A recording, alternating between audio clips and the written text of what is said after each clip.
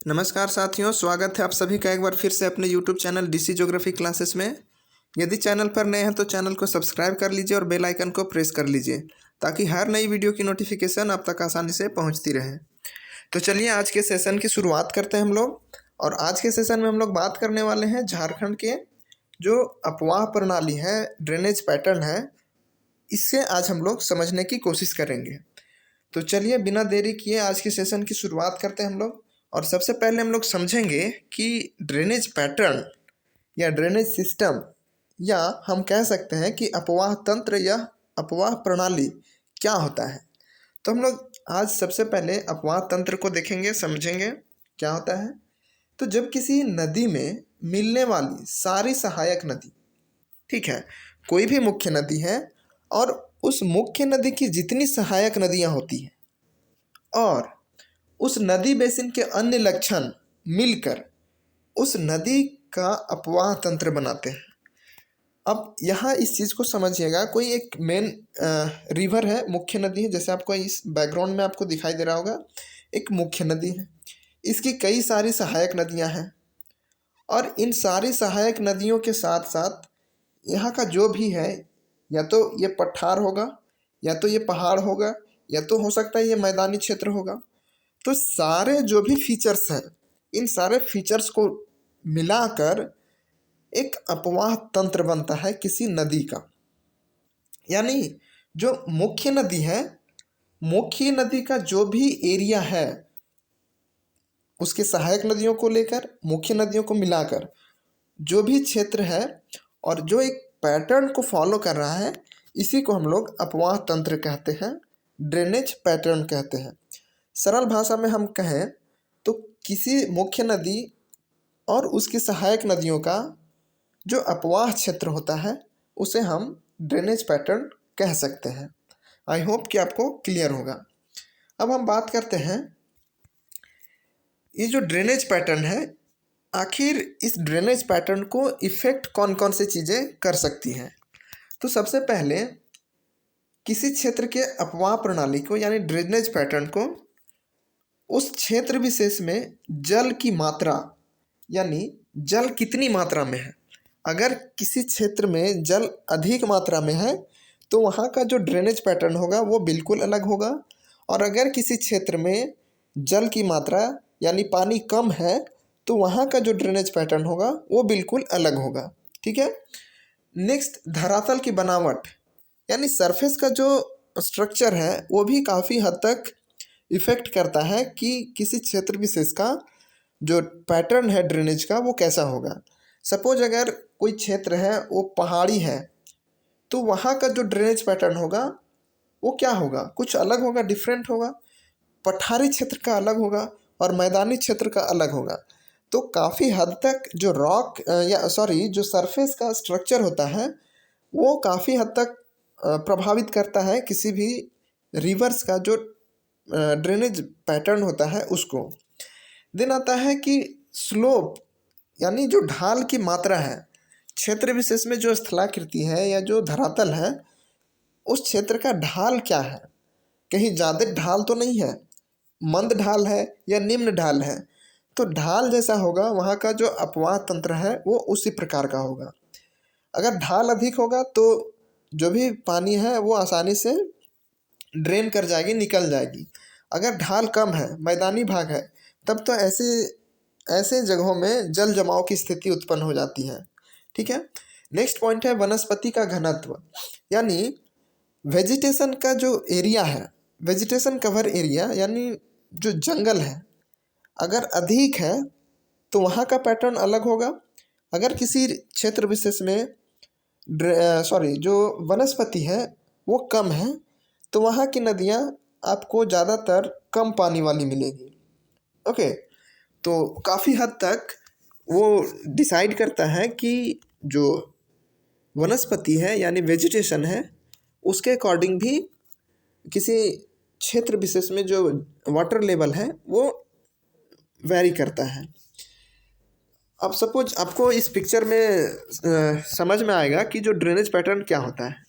एक सपोज ये मुख्य नदी आ रही है प्रवाहित होकर के, अब इसमें एक जाकर ये सहायक नदी के तौर पे इसमें आगे जाके मिल जा रही हैं। एक उधर से नदी आकर मिल रही है, फिर कोई और नदी इधर से आके मिल रही होगी। तो अलग अलग नदियाँ एक मुख्य नदी में आके मिल रही है और ये पूरा एरिया, ये जो पूरा एरिया है, ये पूरा एरिया एक पैटर्न फॉलो करता है और इसे हम लोग ड्रेनेज पैटर्न कहते हैं। आई होप कि आपको क्लियर होगा। नेक्स्ट हम बात करेंगे नदियों के बारे में, झारखंड की नदियों के बारे में। ठीक है, अब जो झारखंड की नदियां हैं ये बरसाती नदियां हैं। ठीक है, इसमें एक अपवाद है कि सोन नदी, जो सोन नदी है झारखंड में, वो बरसाती नदी नहीं है। ओके, तो आपको ध्यान रखना है झारखंड की अधिकांश नदियां बरसाती नदियां हैं। अब बरसाती नदियां क्या होती है, तो आप इसको सिंपल भाषा में समझिए कि वैसी नदियां जो मॉनसून के सीज़न में यानी बरसात के मौसम में, वैसी नदियों में वर्षा का जल बहुत अधिक होता है और जैसे जैसे गर्मी आता है, गर्मी के सीज़न, उसमें जो पानी का लेवल होता है वो कम होते जाता है और जब गर्मी एकदम मई जून में पीक पर होता है तो उस समय ये नदियाँ सूख जाती हैं और फिर बरसात में जब बारिश का जल इसमें प्रवाहित होती है तो नदियाँ उफान पे होती हैं। तो ऐसी नदियों को हम लोग बरसाती नदियाँ कहते हैं, सीजनल रिवर कहते हैं। सीजन में ही इसमें पानी रहेगा और बरसात के सीज़न में, और जैसे ही समर सीजन यानी ग्रीष्म ऋतु आएगा तो पानी धीरे धीरे सूखना शुरू हो जाता है। ओके, झारखंड की नदियाँ पानी के लिए मानसून पर निर्भर करती है, यानी कि जो भी नदियाँ झारखंड में हैं, बरसाती नदियाँ कब होगी, जब मानसून आएगा भारत में और साथ ही झारखंड में। अब मानसून आएगा तो मानसून से वर्षा होगी और वही वर्षा नदियों में प्रवाहित होती है और नदियाँ बरसाती नदियाँ का रूप धारण करती है और इसलिए हम लोग ऐसे नदियों को बरसाती नदियाँ कहते हैं। ओके, नेक्स्ट हम बात करते हैं कि कठोर चट्टानी क्षेत्रों से होकर प्रवाहित होने के कारण झारखंड की नदियाँ नाव चलाने के लिए उपयोगी नहीं हैं। अब चूंकि हम लोग जानते हैं कि झारखंड जो क्षेत्र है वो प्लेट्यू रीजन है, पठारी क्षेत्र है, छोटा नागपुर का पठार पर स्थित है। ओके, तो क्या है कि यहाँ का जो रॉक है, जो चट्टान है, वो काफ़ी हार्ड है, कठोर है और ऐसे कठोर चट्टानों से प्रवाहित होकर जो नदियाँ बहती हैं, इन नदियों में आप नेविगेशन नहीं कर सकते, नाव नहीं चला सकते। आपको पता ही नहीं होगा कि नदियों में पत्थर कहाँ पे है, आपका नाव जो है वो फंस जाएगा। तो कठोर चट्टानों के कारण झारखंड की नदियों में आप नाव नहीं चला सकते हैं। ठीक है, झारखंड में एकमात्र नदी है मयूराक्षी, जिसे मोर नदी भी कहते हैं। ठीक है, तो मयूराक्षी नदी झारखंड की एकमात्र नदी है जिसमें वर्षा ऋतु में नाव चला करती है, वो भी कब, तो वर्षा ऋतु में, सालों भर नहीं। बरसाती नदियां हैं अधिकांश नदियां सोन को छोड़कर, तो जो मयूराक्षी नदी है इसमें बरसात के दिनों में नाव चलाया जा सकता है। आई होप कि आपको क्लियर होगा। अब इस इमेज को देखिए और समझिए कि जो हम बरसाती नदियों की बात कर रहे थे, तो बरसात में नदियाँ क्या होती हैं, जल भरा हुआ रहता है एकदम नदियों में। ओके, यानी अपने पीक लेवल पर जल इसमें जितना आ जाए बरसात के समय में, वो सारा जल इसमें आकर प्रवाहित होती है और नदियाँ उफान पर होती है, पूरी तरह से जल से भरी हुई होती हैं। वहीं आप जब गर्मी में इसको देखिएगा तो गर्मी में देख लीजिए, ये नदियों में एकदम बहुत कम पानी आपको देखने को मिलेगा और जब पीक पर गर्मी होता है, जब जून के महीने में एकदम भीषण गर्मी पड़ती है, तब ये नदियाँ सूख जाती हैं। ओके, तो ये अंतर होता है बरसाती नदियाँ और सीजनल रिवर में। अब हम बात करेंगे प्रवाह की दृष्टि से, यानी प्रवाह की दिशा के अनुसार, फ्लो का जो डायरेक्शन है उसके अनुसार झारखंड की नदियों को दो भागों में बांटा जा सकता है। ओके, तो हम पहले लेते हैं झारखंड की नदियों को। अब झारखंड की नदियों को हम लोग दो भाग में बांटेंगे। ठीक है, झारखंड की नदियों को दो भाग में बांटेंगे, एक उत्तरवर्ती नदियाँ और दूसरा दक्षिणवर्ती नदियाँ। आई होप कि क्लियर होगा। झारखंड की नदियों को उसके प्रवाह की दिशा के अनुसार, यानी जो फ्लो का डायरेक्शन है उसके अनुसार दो भागों में बांटा गया है। पहला आपको उत्तरवर्ती और दूसरा दक्षिणवर्ती। अब उत्तरवर्ती और दक्षिणवर्ती क्या होती है तो हम लोग एक एक करके डिस्कस करेंगे। और आज के जो सेशन है ये बेस होगा उत्तरवर्ती नदियों के ऊपर। आज हम लोग कंप्लीट उत्तरवर्ती नदियों को देखेंगे झारखंड में। कल के जो सेशन में हम लोग देखेंगे उसमें बात करेंगे दक्षिणवर्ती नदियों के बारे में। तो चलिए सबसे पहले हम लोग देखते हैं उत्तरवर्ती नदियाँ के बारे में।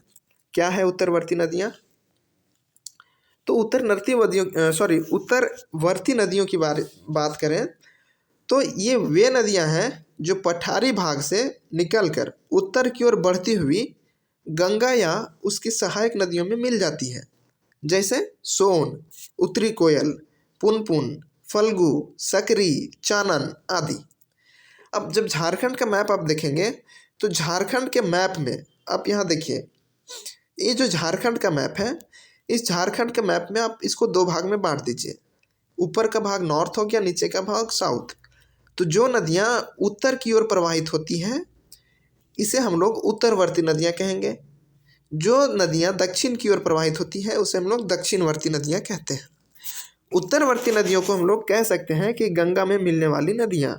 ओके, तो हम लोग सबसे पहले समझने की कोशिश करते हैं कि उत्तर नदियों में कौन कौन सी नदियाँ आती हैं। तो सबसे पहला नंबर आता है सोन नदी की।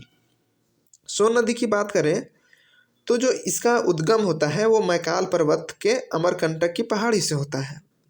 अब आपको पता होगा कि मैकाल पर्वत कहाँ है, तो वो मध्य प्रदेश के आसपास का जो क्षेत्र है वहाँ पे देखने को मिल जाएगा। वहीं हम बात करें कि इसकी सहायक नदियों की, तो आप पहले इसको समझिए कि जो अमरकंटक की पहाड़ी है, ठीक है, जो मैकाल पर्वत श्रेणी में अमरकंटक की जो पहाड़ी है वहाँ से सोन नदी का उद्गम होता है। और ये सोन नदी आगे जा कर के झारखंड का जो पलामू और गढ़वा का जो जिला है, क्षेत्र है, यहाँ इस क्षेत्र से प्रवाहित होते हुए ये गंगा में जाकर मिल जाती है। तो उद्गम स्थल सोन नदी का कहाँ है, तो ये क्लियर हो गया, अमरकंटक की पहाड़ी जो कि मैकाल पर्वत में स्थित है। अब इसकी सहायक नदी की बात करें तो इसकी सहायक नदी है एक उत्तरी कोयल, ठीक है, जो कि आपको छोटा नागपुर जो रांची का पठार है वहाँ से निकलती है और जाके सोन नदी में मिल जाती है और फिर सोन नदी जाकर आगे गंगा में मिल जाती है। तो जो सोन नदी है इसकी सहायक नदी उत्तरी कोयल नदी है, ठीक है, जो कहाँ से निकलती है तो रांची के पठार से निकलती है।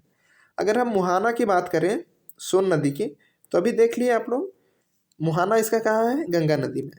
अब उद्गम स्थल जहाँ से उत्पन्न हो रही है, जहाँ से ओरिजिनेट हो रही है, और मुहाना जहाँ पर जाके ये किसी में कॉन्फ्लुएंस कर रही है, मिल जा रही है, उसे हम लोग मुहाना कहेंगे।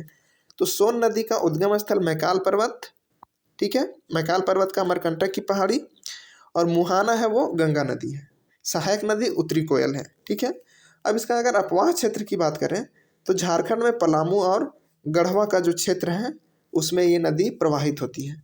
आई होप कि आपको क्लियर होगा। नेक्स्ट नदी की बात करें हम लोग तो आती है उत्तरी कोयल। अब उत्तरी कोयल का अगर हम उद्गम की बात करें तो अभी हम लोगों ने देखा कि जो उत्तरी कोयल नदी है इसका जो उद्गम स्थल है वो रांची का पठार है, ठीक है। रांची के पठार का जो मध्य भाग है वहाँ से ये उद्गम होती है, ओरिजिनेट होती है।